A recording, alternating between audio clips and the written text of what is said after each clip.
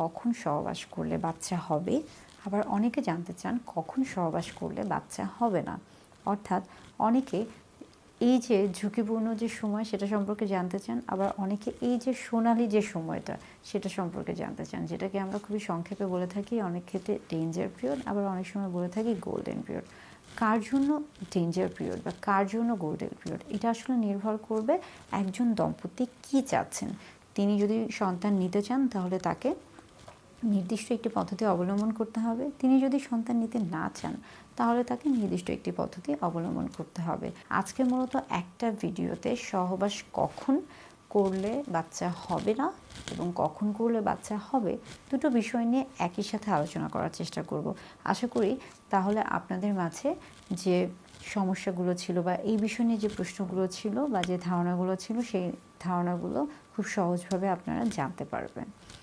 গবেষণায় দেখা গেছে American centre of obstetric and gynaecology, সেখানে একটি গবেষণা হয়েছে এবং সেখানে মূলত বলা হয়েছে যে একজন নারীর যদি মাসিক চক্র 28 দিনের হয়ে থাকে, এবং আমরা যদি এভাবে ধরে থাকি যে 25, আমরা যদি বলি যে 28 দিন, অর্থাৎ প্রত্যেক মাসে 28 দিনে তার মাসিকটা হচ্ছে, এভারেজে আমরা এটা ধরে নিতে পারি 21 থেকে।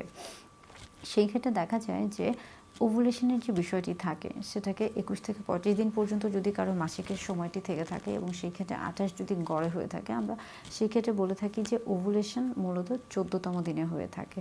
অর্থাৎ যেদিন থেকে মাসিক শুরু হচ্ছে সেদিন থেকে 14তম দিনে এই যে ওভুলেশনের যে সময়টা, এই একটা দিনই কিন্তু সবচেয়ে গুরুত্বপূর্ণ ডিম্বাণু নিষিক্তকরণের ক্ষেত্রে, অর্থাৎ বাচ্চা গ্রহণের ক্ষেত্রে।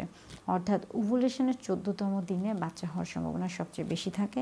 অনেকে এটাকে আবার বলে থাকেন যে ওভুলেশনের হয়তোবা আরও এর পাশাপাশি আরও 2-3 দিন, যদি আমরা 14তম দিন ধরে থাকি তাহলে 13 থেকে 15তম দিন, এই 13, 14, 15 এই দিনে সহবাস করলে সহজে বাচ্চা হওয়া সম্ভব।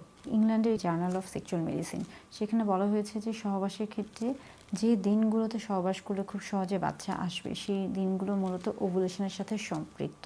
এবং সেই ক্ষেত্রে দেখা যাচ্ছে যে অনেক সময় আমরা যখন বলছি যে ওভুলেশনের 14তম দিন, অথবা আরেকটু সহজভাবে যদি বলে থাকি সেই ক্ষেত্রে মাসিকের মধ্যবর্তী যে দিনগুলো রয়েছে সেই দিনগুলোতে যদি সহবাস করা হয়ে থাকে তাহলে বাচ্চা গ্রহণ সহজ হয়ে থাকে। অর্থাৎ যদি এভাবে বলে থাকি যে 10ম দিন থেকে 20তম দিন বা 21তম দিন যেটা রয়েছে, এই 10 দিন, অর্থাৎ একটা মাসিক, একজন নারীর শরীরে মাসিক যদি 28 দিনের চক্র হয়ে থাকে তাহলে সেই ক্ষেত্রে 10ম দিন থেকে এই যে 21তম বা 20তম দিন রয়েছে সেই দিন পর্যন্ত, অর্থাৎ এই 10 দিনে তিনি যদি সহবাস করে থাকেন তাহলে তার খুব সহজে বাচ্চা গ্রহণ সম্ভব হয়ে থাকে।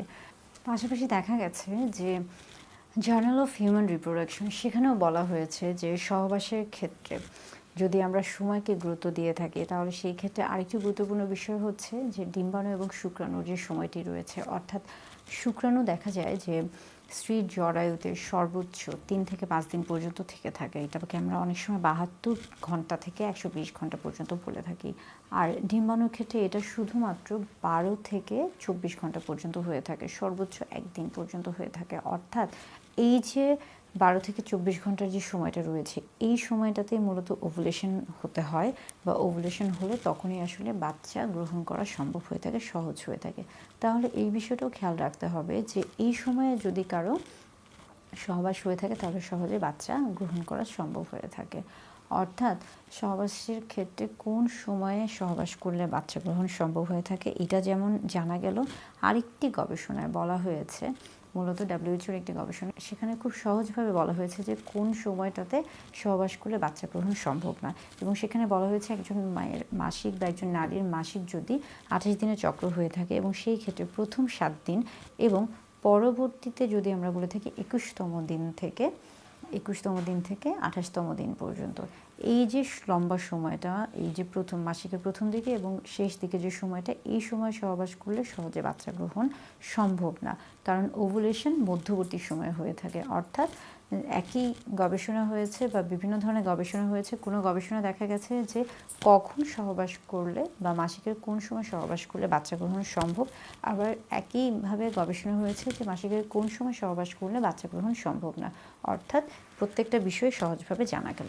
আরেকটু সহজভাবে আমরা যদি জানতে পারি বা আমরা যদি জানতে চাই, তাহলে সেই ক্ষেত্রে বলতে হবে যে খুব সহজভাবে আমরা বলি যে কেউ যদি বাচ্চা গ্রহণ করতে না চায়, তাহলে তাকে খেয়াল করতে হবে যে স্ত্রীর মাসিকের সময়টাকে যদি 28 দিনে আমরা কল্পনা করে থাকি, অর্থাৎ যদি রেগুলার সাইকেল নিয়মিত মাসিক চক্র হয়ে থাকে এবং সেটা যদি 21 থেকে 35 দিনের মধ্যে হয়ে থাকে এবং সেটাকে এভারেজে যদি আমরা গড়ে 28 দিন ধরে থাকি, তাহলে মধ্যবর্তী যে 14তম দিন রয়েছে, অর্থাৎ প্রথম যেদিন থেকে মাসিক শুরু হচ্ছে, যেটাকে আমরা বলে থাকি first day of last menstrual period, সেই প্রথম থেকে সপ্তম পর্যন্ত যে দিন রয়েছে, এই কয়দিন সহবাস করলে বাচ্চা হবে না।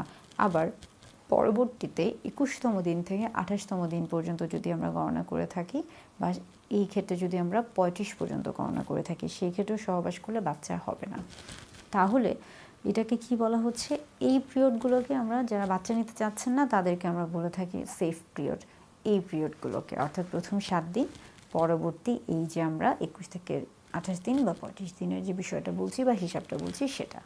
আচ্ছা, তাহলে যারা বাচ্চা নিতে চাচ্ছে তাদের ক্ষেত্রে গোল্ডেন পিরিয়ড কোনটা, বা তাদের ক্ষেত্রে কোনটা সময়কে বা কোন সময়কে সবচেয়ে বেশি সুবর্ণ সময় বা সোনালী সময় বলা হয়ে থাকে, সেটা হচ্ছে মূলত এই যে মধ্যবর্তী যে সময়টা, এই সময়কে। অর্থাৎ যেহেতু ওভুলেশন 14তম দিনে হচ্ছে এবং সেই সময় ডিম্বাণু আসছে এবং সেই সময় শুক্রাণু গিয়ে নিষিক্তকরণ হচ্ছে, ভ্রূণ তৈরি হচ্ছে, জাইগোটের মাধ্যমে ভ্রূণ তৈরি হচ্ছে, সেখান থেকে বাচ্চা গর্ভস্থ হচ্ছে।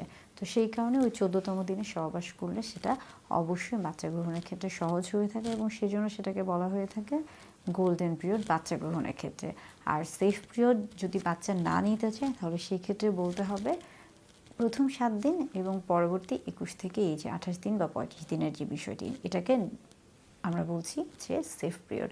আবার যারা বাচ্চা নিতে চাবেন না, তাদের জন্য ডেঞ্জার পিরিয়ড হচ্ছে মধ্যবর্তী যে সময়টা ছিল, অর্থাৎ এই যে ওভুলেশনের মধ্যবর্তী যে আমরা বলছি যে 10ম দিন বা মাসিকের মধ্যবর্তী যে 10টা দিন রয়েছে, এই দিনগুলো, এই হিসাবটা আমার মনে হয় যে এই হিসাবটা প্রত্যেক নারীর বা প্রত্যেক স্বামী স্ত্রী উভয়েরই জানা দরকার। তবে একটা বিষয় খুবই গুরুত্বপূর্ণ, সেটা হচ্ছে যে শুধু মাসিকের বিষয়টা জানলেই চলবে না।